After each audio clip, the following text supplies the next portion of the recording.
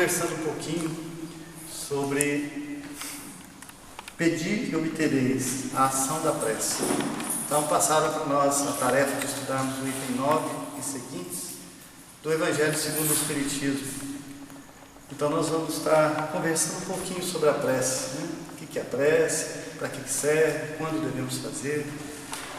Então, sempre que eu falo, que eu converso com alguém sobre prece, eu me lembro de uma passagem que eu não posso afirmar que é um fato ou se é uma parábola, que eu ouvi e está espalhada na internet, mas eu não consegui a comprovação, né, se é realmente um fato, que é uma entrevista que um repórter estava fazendo com Madre Teresa de Calcutá, onde ele pergunta para a Madre Teresa o que ela fala com Deus, o que ela fala para Deus quando ela reza.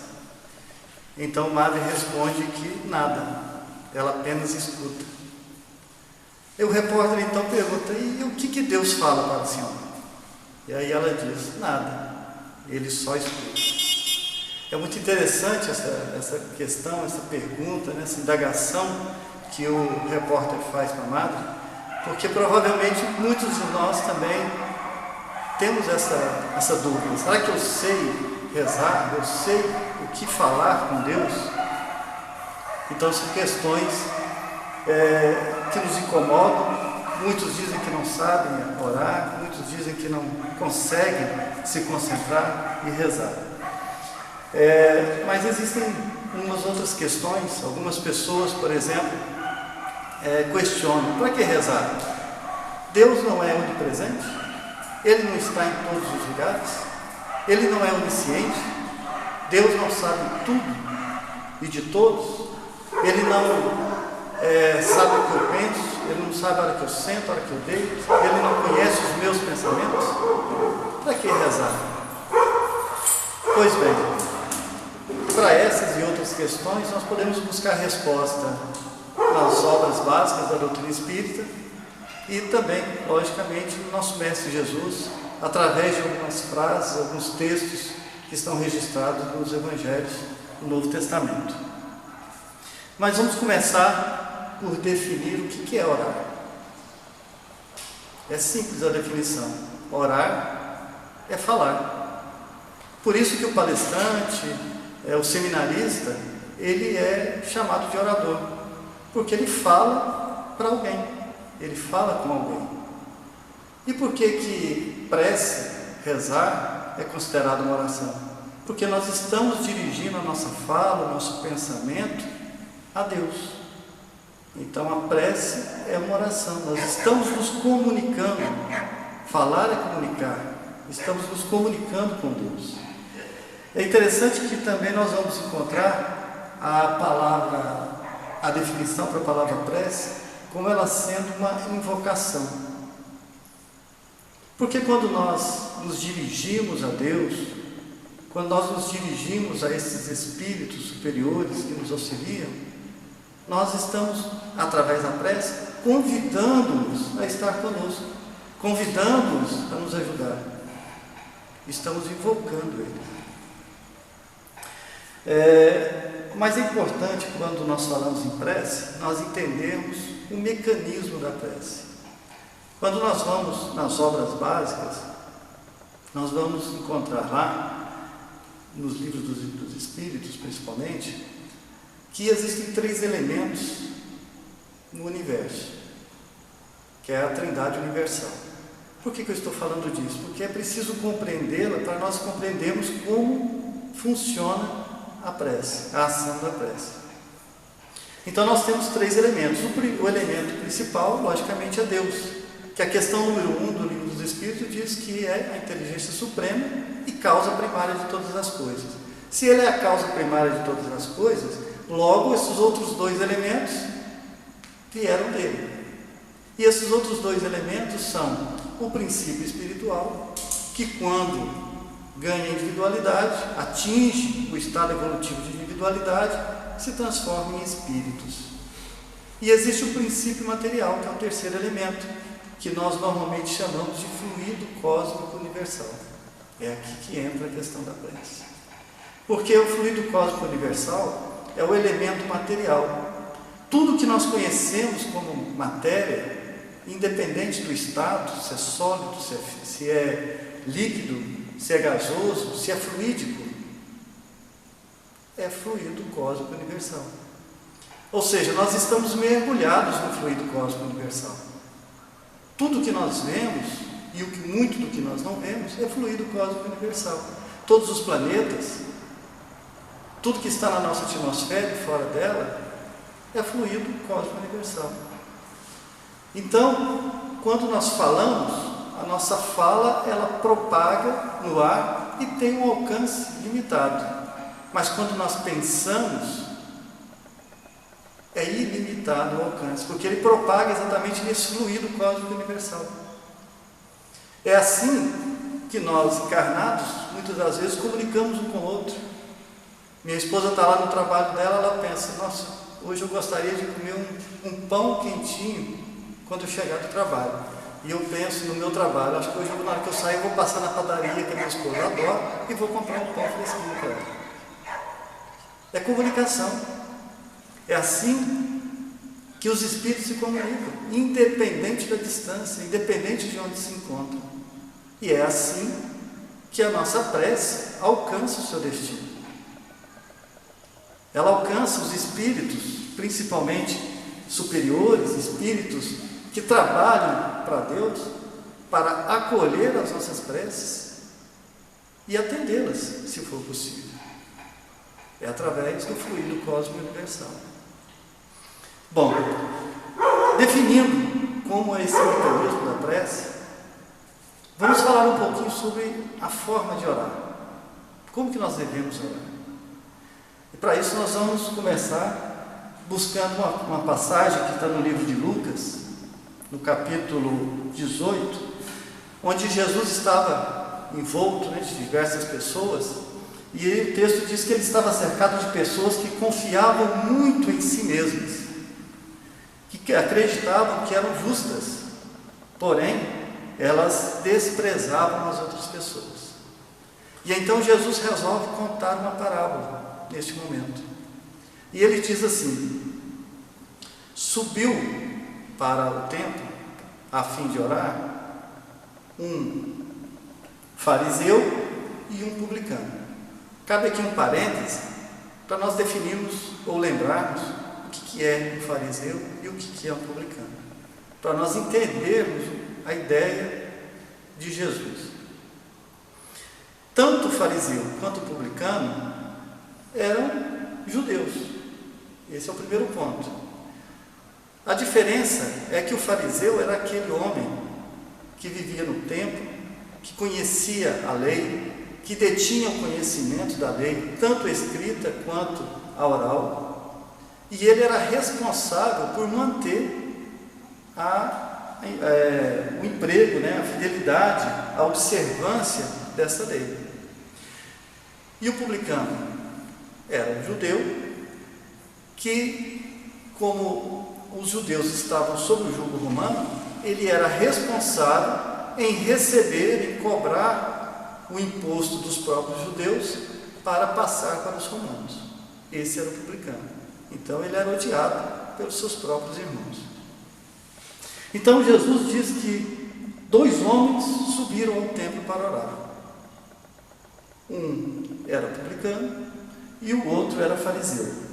E ele diz assim: o fariseu, estando em pé, orava consigo desta maneira: ó Deus, graças te dou, porque não sou como os demais homens, roubadores, injustos e adúlteros, nem ainda como este publicano. Deve ter apontado para o publicano.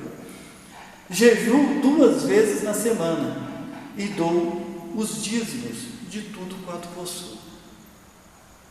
Já o publicano, em pé, longe do altar, dizia assim: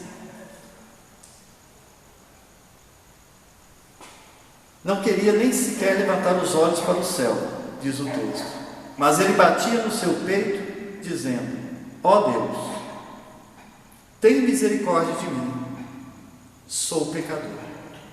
E então Jesus diz que este, o publicano, desceu justificado para o seu lar, e não o outro, o fariseu. Então nós vemos aqui nesta passagem que Jesus, ele valoriza, ele mostra a importância da humildade. E é interessante essa questão, porque os judeus, eles acreditavam, né, que haviam requisitos para que pudessem alcançar o reino de Deus, para que pudessem ser considerados justos e ter acesso a esse reino de Deus. Para eles, um homem seria justo, o judeu seria justo, se ele cumprisse os 10 mandamentos, que todos nós conhecemos, e que o próprio Jesus resume esses 10 mandamentos em 2: amar a Deus e amar ao próximo. Mas eles acreditavam que seguir esses 10 mandamentos era o suficiente. Mas Jesus, com essa parábola, ele mostra que não, que sem humildade o homem não iria ter acesso ao reino de Deus, porque ele não seria considerado justo ou justificado, como diz a parábola. Pois bem, nós temos uma outra passagem muito importante para nós lermos, para falarmos sobre a prece.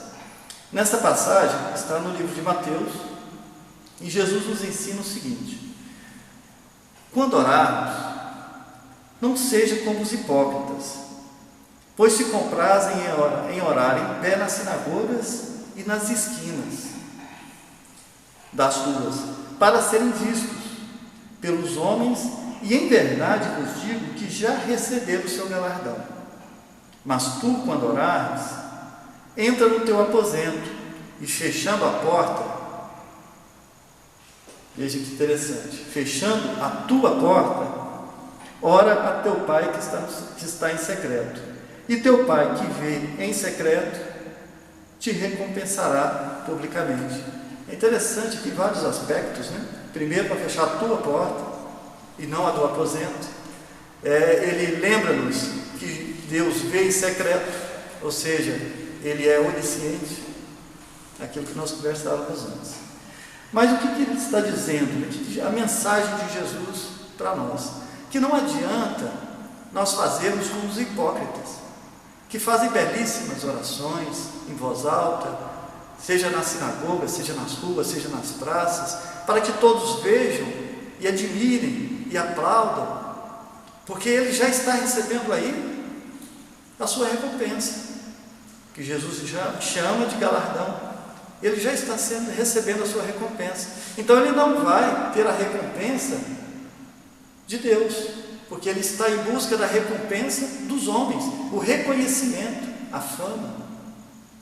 Então é para nós nos recolhermos nos nossos aposentos. Nós podemos entender literalmente como Jesus fala, porque quando nós nos recolhemos aos nossos aposentos, nós saímos do meio da multidão, do meio das pessoas, ficamos sós, nós e Deus, e aumenta a possibilidade de nós realmente entrarmos nessa comunicação com Deus. E é interessante que ele fala para nós fecharmos a porta, ou seja, deixe de lá fora, deixe de lado tudo aquilo que te incomoda, que te atrapalha, que te deixa ansioso, que te deixa nervoso, as preocupações exageradas, para que você possa realmente conversar com Deus, estar com Ele. Porque muitas das vezes a gente está fazendo uma coisa, está conversando com outro, está pensando em outra, não é assim? A nossa cabeça fervilha o tempo todo em 1000 coisas. Dizem que as mulheres então têm uma capacidade maior ainda, ela consegue abrir diversas caixas, né? O psicólogo está na nossa frente aqui, ele pode confirmar isso ou não. O homem tem mais dificuldade, então nós temos que deixar tudo lá fora realmente, para poder nos concentrarmos naquilo que queremos, que é falar com Deus. Mas também podemos fazer uma interpretação um pouco mais espiritual. Afinal, todos os ensinamentos de Jesus extrapolava o momento. Ele falava a língua dos homens daquela época para ser compreendido, mas as suas lições ultrapassam as figuras de linguagem. Vai muito além, é atemporal. E quando nós percebemos que Jesus coloca a tua porta, Ele está falando a nossa porta, não necessariamente a porta do quarto. Eu tenho que me fechar, me isolar de tudo que está acontecendo, para que eu possa, de fato, estar com Deus, de fato, falar com Deus. Bom, se nós não fizermos isso, talvez dificilmente a nossa prece vai ultrapassar o céu da nossa boca, né?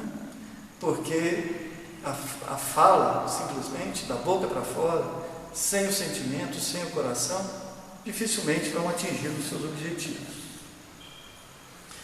E nós temos que lembrar também, já que nós falamos do quarto, né? Aí nós pensamos, tá aí essa prece, como que ela deve ser realizada? Eu devo fazê-la de pé, sentado, de joelho, deitado?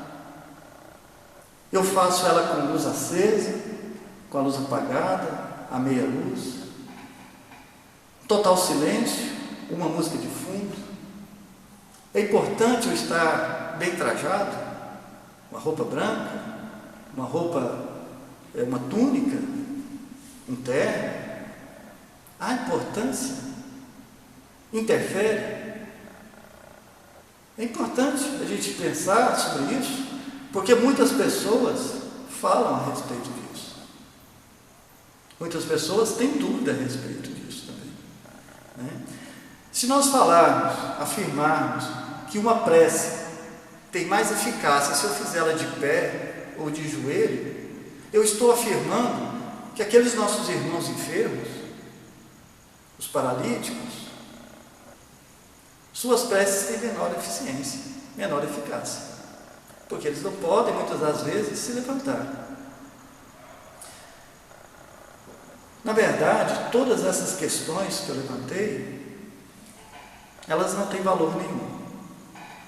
Não importa se eu faço de pé ou sentado, não importa a cor da roupa que eu utilizo, não importa se eu estou fazendo a prece na penumbra ou com a luz do dia, o sol do meio-dia, com a luz acesa, no escuro do meu quarto. Se é com música ou sem música, não interessa, não importa, porque a prece é comunicação. A fala na comunicação, a prece é comunicação. Comunicação com espíritos superiores, comunicação com esse Pai de amor e bondade. Então ela é sentimento, é sintonia. Agora, se eu tenho dificuldade de me concentrar, de buscar o Pai com luz acesa, que eu apague a luz. Se eu tenho dificuldade de concentrar com silêncio, que eu coloque uma música de fundo. Não, mas se o barulho me incomoda, então que eu faça no silêncio. Se eu fizer deitado, me dá sono e eu durmo, então faça de pé. Então utilize o que for necessário para você buscar o mais importante, que é essa ligação com Deus.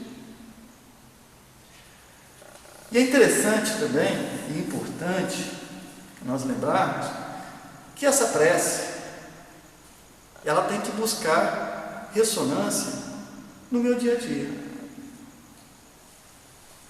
no meu pensar, no meu falar, no meu agir, no meu trabalho. Imagine aquele médico que está neste momento do nosso descanso, trabalhando para salvar vidas, em momentos de pandemia. Quantas pessoas estão angustiadas, sofrendo, e ele está lá trabalhando, não com o objetivo de ter fama, ou simplesmente o salário monetário, mas com o objetivo de ajudar as pessoas. Esse médico está orando, porque orar não é estar em sintonia com o Pai, orar não é fazer a vontade de Deus. Então, quando esse médico faz a vontade de Deus, ele busca o bem do próximo, ele está amando o próximo, ele está orando. Quando o cientista passa a noite buscando a cura, a vacina, um tratamento adequado para o coronavírus, não com o objetivo de ganhar o prêmio Nobel, mas de ajudar o irmão, ele está falando com Deus. Mas é só essas grandes profissões? Não. O agricultor, quando ara a terra, quando ele semeia a terra com o objetivo de pôr alimento em nossas casas, ele está falando com Deus. O pedreiro, quando construiu essa casa, com o objetivo de acolher almas de sofrimento, ele estava falando com Deus. Talvez aí a gente possa entender aquela história do início, o porquê que Madre Teresa não fala, ela apenas escuta. Ou porquê que Deus não fala, ele apenas escuta. Porque a vida de Madre Teresa falava por si só. Ela amava o tempo todo. Ela estava em sintonia com Deus. Ele a ouvia, com certeza, o tempo todo.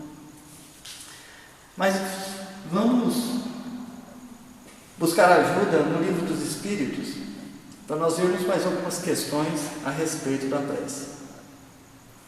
A questão 659, Kardec questiona os espíritos qual é o caráter geral da prece. É interessante porque ele já começa dizendo que a prece é um ato de adoração. Orar a Deus é pensar nele, é aproximar-se dele, é pôr-se em comunicação com ele. Nenhuma novidade, né? Exatamente o que nós conversamos até agora. E ele conclui, ou melhor, os espíritos concluem. Há três coisas que podemos propor por meio da prece: louvar, pedir e agradecer. Poucos de nós louvamos a Deus, não é? Agradecemos com certa frequência, mas com certeza em todas as preces que fazemos nós pedimos. Louvar, o que seria louvar? Pedir e agradecer, nós não temos dúvida. Acreditamos que recebemos uma bênção, agradecemos. Estamos precisando de algo, pedimos. E o que é louvar? Eu sou militar e lá no Exército nós temos o hábito de elaborar elogios para os outros militares quando eles se destacam em alguma ação. E normalmente esses elogios, que são textos, vêm destacando a ação, né, e os atributos dessa pessoa. E normalmente começa assim: louvo fulano de tal, por isso, por ter feito aquilo, pelas suas qualidades morais, conhecimentos intelectuais, conhecimentos técnicos e assim por diante. E o que seria louvar a Deus? É reconhecer sua grandeza. Louvar a Deus é perceber o quanto Deus é bom, reconhecer sua justiça, em sua plenitude. Então, nós vemos que raramente nós louvamos a Deus. Nas casas espíritas, hoje em dia, nós vemos com alguma frequência o louvor na alegria cristã, nas preces, nas canções, né? Nós vemos muito. Mas é importante nós sempre reconhecermos a grandeza desse Pai. Bom, nós falamos no início, nós questionamos no início, né? Por que orar? Por que fazer preces? Se Deus está presente, se Deus é onisciente, sabe tudo, está em todos os lugares?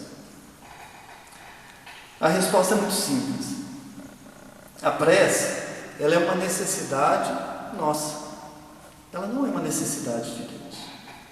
Deus não precisa ser bajulado. Deus não precisa ser lembrado de nossas necessidades. Nós é que precisamos mostrar para Deus que nós reconhecemos a sua grandeza, que nós somos seus filhos, que somos carentes, e sem falar que é um ato de humildade. Nós demonstramos aí a humildade tão importante para conquistar o reino de Deus, como diziam nossos irmãos judeus. Então nós podemos observar que no louvar, no pedir, no agradecer, conforme consta na questão 659, nós sempre reconhecemos, estamos sempre reconhecendo a grandeza de Deus. Sempre que nós louvamos a Deus e sempre que pedimos, agradecemos, nós estamos mostrando a nossa humildade. Quando nós abrimos mão da prece, é como se o doente abrisse mão do remédio, porque nós, como espíritos que somos, precisamos tanto da prece quanto o nosso corpo precisa do remédio, precisa do alimento. Ela nos alimenta, ela nos revigora. Por isso, é de extrema importância a prece para todos nós. Aquele que abre mão da prece, ele está abrindo mão de pedir ajuda.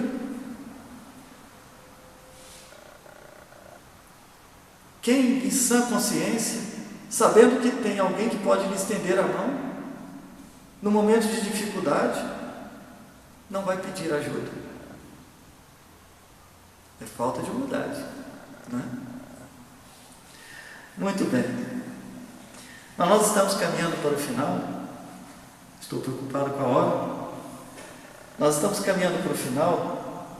Então, eu gostaria de lembrar aqui que quando nós vamos lá no final do Evangelho segundo o Espiritismo, nós vamos encontrar uma coletânea de preces. Eu queria fazer algumas reflexões a esse respeito, porque nós vimos até agora que prece é sentimento, é pensamento, é vontade, é humildade, não é fórmulas, ou não são fórmulas. Então Kardec, quando coloca no final do livro o Evangelho segundo o Espiritismo, essas preces, ele não está deixando fórmulas para nós. Nós não temos a obrigação de fazer aquelas preces. Ele está trazendo exemplos, modelos. E se nós formos estudar aquelas preces, em vez de usá-las como prece, se nós formos ver o conteúdo delas, nós vamos perceber que ali está o resumo da doutrina espírita, o resumo dos conceitos, das ideias, dos espíritos. Então, mas podemos utilizá-las? Podemos. Assim como podemos utilizar o Pai Nosso, que foi deixado por Jesus. Quando fores orar, diz Jesus, dizei assim: Pai Nosso que estais nos céus. Então todos nós conhecemos essa prece. O problema é como que nós fazemos ela. Da boca para fora, ou sentindo, pensando, desejando cada palavra, cada frase que eu formulo. É aí que está o poder da prece. Como eu estou utilizando essas preces prontas? Nós temos a prece de Cáritas, que é um texto mediúnico, trazido para nós através de médiuns na França, no ano de 1850 e pouco depois do lançamento do Livro dos Espíritos. Um outro ponto interessante é a respeito da prece individual e a prece coletiva. Tem diferença? Alguma tem mais valor? Vai depender exatamente do que nós falamos agora. do quanto eu estou sintonizado com aquilo que eu peço, com aquele a quem eu me dirijo. Se cada um estiver pensando em algo diferente, o coletivo não tem nenhum valor maior do que o individual. Mas se 10 estiverem com o mesmo pensamento, com a mesma intenção, com certeza ela é muito mais forte, tem muito maior eficácia. E para nós encerrarmos, eu gostaria de buscar um texto de uma carta de Tiago, porque muitas das vezes, uma outra questão que muitos levantam a respeito da prece, é que, eu não faço prece não, para quê? Eu não sou atendido, ninguém ouve essas preces, né? Elas não são ouvidas, não são atendidas, por que fazê-las? E Tiago, um texto muito pequenininho, diz assim para nós, lá no capítulo 4, versículo 3: pedis e não recebeis, porque pedis mal, para o gastardes em vossos deleites. Tiago está dizendo que eu não sei pedir quando eu peço através da oração. O que eu estou pedindo é para gastar com meus deleites e não por um bem maior. Então poderíamos dizer que Deus nos dá não aquilo, que nós pedimos. Deus nos dá aquilo que nós precisamos. Então, quando nós pedirmos aquilo que precisamos, podemos dizer, ou afirmar com toda certeza, que vamos receber aquilo que pedimos. Muita paz.